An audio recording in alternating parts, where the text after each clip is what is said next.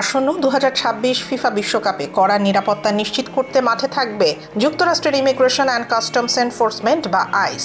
সম্প্রতি সিবিএস নিউজকে দেয়া এক সাক্ষাৎকারে এই তথ্য নিশ্চিত করেছেন homeland security secretary Mark Wayne Mullin. তিনি জানান, বিশ্বকাপের মতো বড় আয়োজনে আইনশৃঙ্খলা রক্ষা এবং অনাকাঙ্ক্ষিত পরিস্থিতি এড়াতে সংস্থার এজেন্টরা সক্রিয় ভূমিকা পালন করবে। সচিব মুলিন স্পষ্ট করেছেন যে বিশ্বকাপে আইসের উপস্থিতি কোনো গণ ইমিগ্রেশন অভিযান বা গণগ্রেফতারের জন্য নয়, বরং তাদের মূল লক্ষ্য থাকবে ওয়ার্স্ট অফ দ্য ওয়ার্স্ট বা ভয়ঙ্কর অপরাধীদের খুঁজে বের করা। তিনি বলেন, ইমিগ্রেশন এনফোর্সমেন্ট আইসের নিয়মিত কাজের অংশ হলেও বিশ্বকাপে তারা নির্দিষ্ট আইন প্রয়োগের উদ্দেশ্যে কাজ করবে। যদি সেখানে কোনো চিহ্নিত অপরাধীর সন্ধান পাওয়া যায় তবে তাকে তৎক্ষণাৎ গ্রেফতার করা হবে।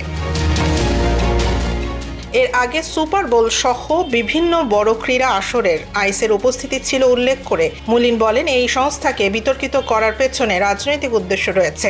উল্লেখ্য, 2026 সালের 11 জুন মেক্সিকো সিটিতে মেক্সিকো বনাম দক্ষিণ আফ্রিকার ম্যাচের মধ্য দিয়ে পর্দা উঠবে এই বিশ্ব আসরের। যুক্তরাষ্ট্রের টেক্সাস সহ বেশ কয়েকটি অঙ্গরাজ্যে গুরুত্বপূর্ণ ম্যাচগুলো অনুষ্ঠিত হবে। ডালাস স্টেডিয়ামে 9টি এবং হিউস্টন স্টেডিয়ামে 7টি ম্যাচ অনুষ্ঠিত হওয়ার কথা রয়েছে।